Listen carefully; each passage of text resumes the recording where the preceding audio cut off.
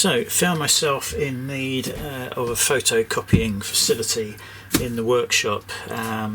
Usually everything is produced on the computer and just printed off on the label printer or the old mono laser printer, but we're now doing some subcontracting work for other companies who can't repair the GHD Gold, Max and Platinum Pluses, and so I get invoices that arrive with the ironed and I need to photocopy them. So having had a look on Amazon, I've gone for a no-name brand. What does it say? Pantum. I don't know how they make these names up, really don't.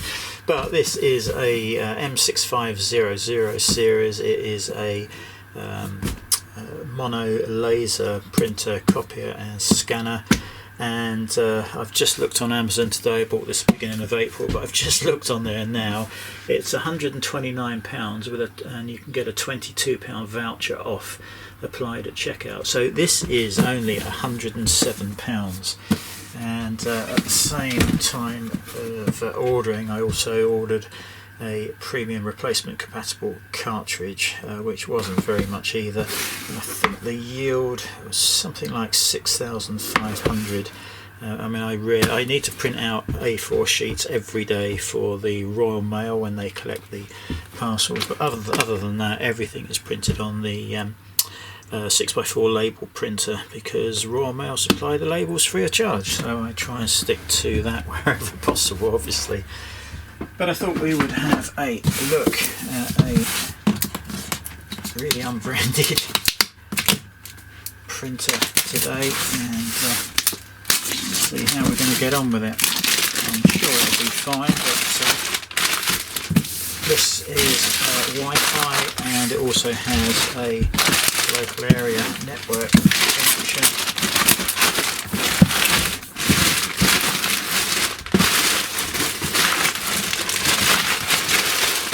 Now it does say small footprint, but I've got a sneaky feeling it's not going to fit in the space on top of the computer that's just behind us here, along with the label printer. So we'll have to see. That will work something out, I'm sure.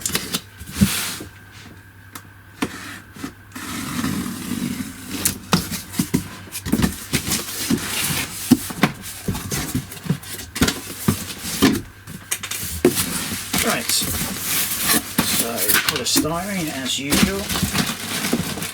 We have a bag tucked down the side with a USB cable and a UK IEC mains lead. Well, it's certainly light, that's for sure. That's pretty much it for the contents.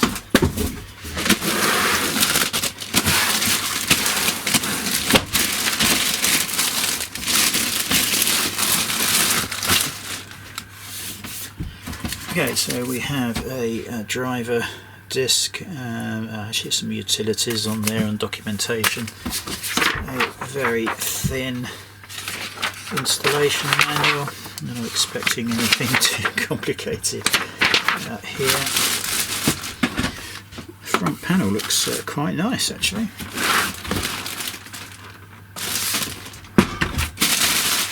So let me grab a chair, let's have a closer look at this. So scanner up the top there, nothing unusual there. The whole top then lifts up. Wi-Fi certified pre-operation instruction. Take out the cartridge, remove the seal, install the cartridge. Well, let's get these tabs off first. In fact, let's follow the instructions. Right, 3 blue tabs to remove. Actually, there's more than that. There is one at the back as well. So we're going to remove that one, that one, the one on the side. There is another. There's one other on the back. Yeah, and there is also another one at this end. Discard those. Next instructions, yeah, lift the lid, yep, take out the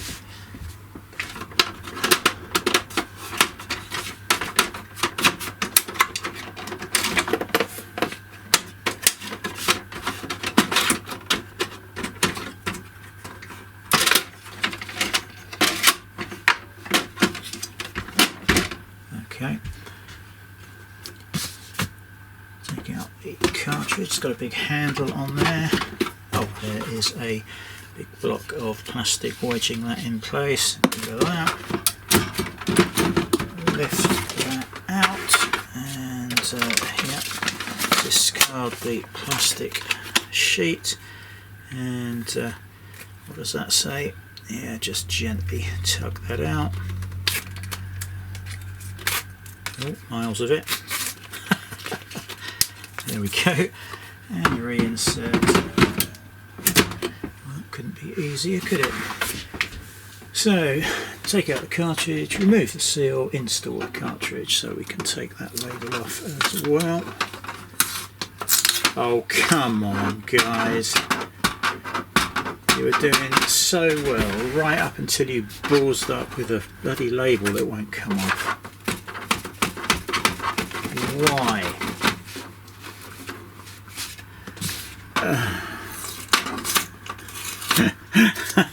Why would you do that, you idiots?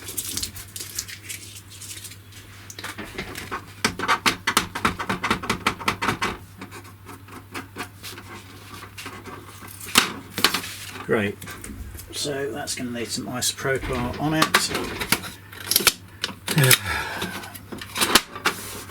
That could have been absolutely perfect review, couldn't it? It looks absolutely a bit clunky, but you know. Oh look, we've got multiple position display, which is quite nice. Wi-Fi, energy saving status, all nice buttons. Looks absolutely fine. We've got Wi-Fi, sorry, USB network IC. Doesn't look like there is a on-off switch anywhere. Let's check in there. Certainly was room for one down here if you look in there. Right, so let's load up some paper.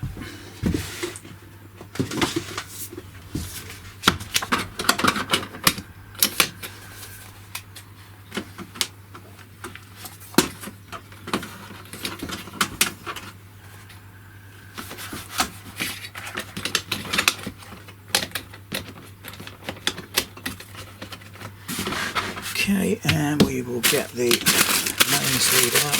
I can't believe they've done that with that label.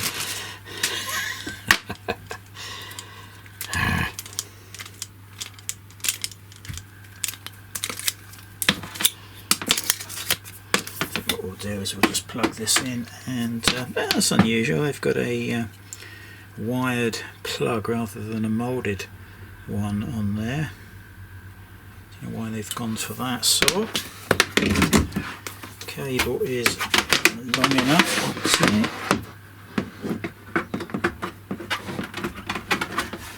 Big tight fit. Let's turn that on. Now is that a mechanical switch? Nope. Oh, here it goes. Blue light there. Pantum display coming on there. Don't know whether you can see that or not. I'm going to assume you can. A little bit slow to power up, unless that is powered up and that's all it sits on. No, maybe not. Warming up. Again, not sure you can see it with all the lights.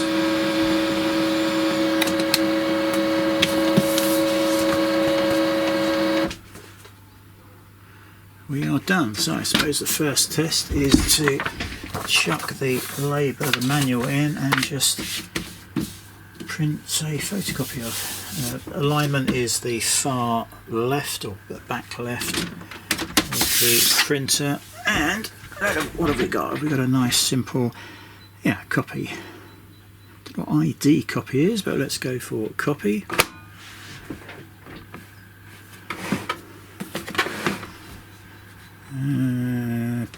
Well, it's on copies, and maybe we have to press start. Yep, there we go, copying page 1 of 1. Status light is flashing away. Yeah, that was quick. I mean, it's the first one, so it probably isn't the best. Yeah, that should be a nice clear image, which is a bit faded one side, as you can see, but let's try that again. Perhaps the first copy is a little unfair.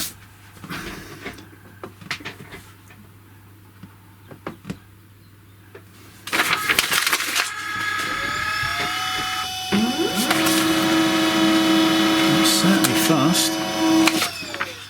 Now, same problem with it's darker here and lighter there, so yeah, not a fantastic result on that.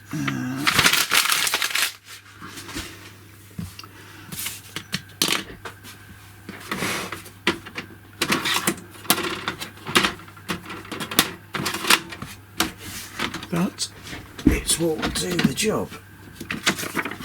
Just try another page with text up there. There we go. Just want to see, because that is a coloured box, so let's just chuck another page in there and see if we get the same results. Be a bit disappointing if it's exactly the same. Also, don't know whether you can change any of the options quality wise. Copy settings, okay. Image quality, yeah. Auto, what have we got? Text, auto, text and I, T and I don't know what that means. Image, text, auto. Let's leave it on auto and start. Not particularly noisy, or as you'd expect really on a cheaper printer.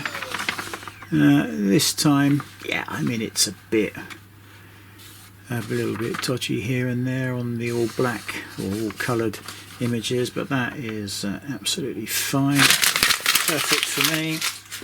So we are going to connect it up with the area connector, local area network cable, chuck it back on the computer, and maybe we'll do another little video in a moment, but that looks absolutely fine.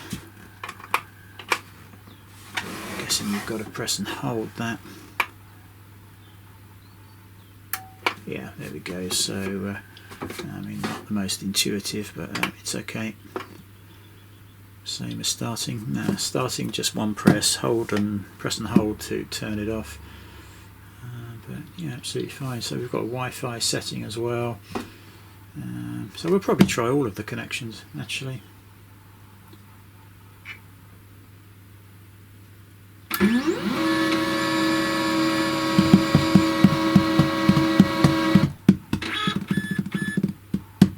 Yeah, all good. So yeah, just a quick look at that. M6500NW, a Pantum, never heard of them. 100 and, what did I say, 22 quid off at the moment, so it's 107 quid for a mono laser scanner copier printer with Wi-Fi, LAN and USB connections. Don't think you can go wrong. Catch you later. Okay, back again. Just plugged it in into the corner on top of the PC. It's got an annoying energy saving feature. It will turn itself off. To bring it back on, you would think you would press the blue button, but actually you need to press the energy saving button. This will be lit when it's gone into energy saving mode, and just press that to bring it back on. I suspect that can be, and there you go, there's a good example of it going to energy saving mode. I suspect that can be disabled in the settings, which I will probably have a look for, but if you do need to bring that back on, just literally press the energy saving button and it will fire back up again. Just gone into printers and scanners and selected add a printer, and it's found the network connection. That's pretty much straight away, and I'm going to add probably both there actually, and should get it up and running. You can get the drivers from their website. You can also get them off of the CD that's been supplied, but let's see if Windows will happily sort this out or not.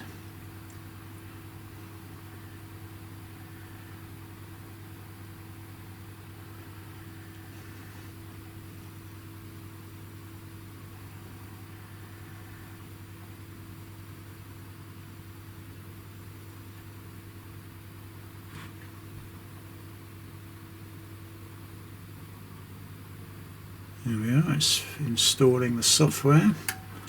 It's gone off again. That is a pain in the arse. We're definitely going to have to get that energy saving mode turned off. Driver is unavailable. Wow, what a surprise. So we're going to have to do this from the website. So more in a minute.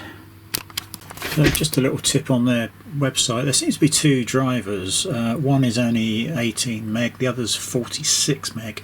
I downloaded that and it couldn't find the printer. Downloaded the larger file and that found the printer just fine and installed the driver.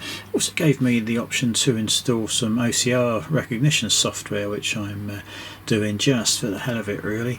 Now that has installed that successfully. So yeah, I would download the larger of the files. Hopefully now when we go back to here, we will see that that is installing this time, and the driver has been found correctly. A couple of other points on this. There is a Pantum app.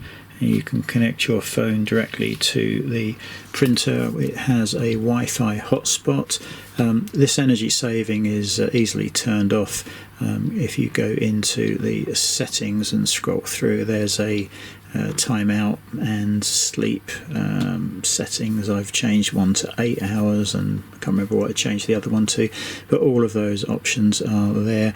You can also set up the network settings. You can, if you want to pick your own IP address and subnet mask and everything, you can do all of that through the settings. That is still slowly installing. I don't think it's stuck. Let me just chuck the mouse next to it. Very hard to see whether that's moving or not. Anyway, so yeah, there is the app. You can download the app and connect your phone to it. It says drivers unavailable. How is that possible? Might have to restart the computer as everything has installed correctly. Anyway, so yeah, can set up a Wi-Fi hotspot on it with the Wi-Fi button. If you press that, it will print out the Wi-Fi network name and the password, and obviously you've got USB and network and Wi-Fi connections as well as the hotspot. So it seems pretty comprehensive. I've just got to get that driver installed and get Windows happy with it. So I think we'll just reboot and see what we get. Right, so all done. Didn't require a reboot. Windows was just saying that driver was unavailable for whatever reason, but it actually works perfectly. I've tested it in all my programs. Absolutely no issue with that at all. Got rid of that stupid energy saving mode, so that will now power up. Will continue to power up unless I turn it off. You can switch it to energy saving mode if you want as you leave the workshop or whatever.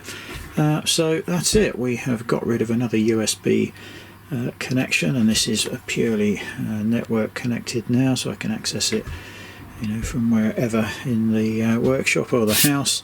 Fits in there just, and yeah, we're all good. 102 quid. I think that is probably one I can recommend.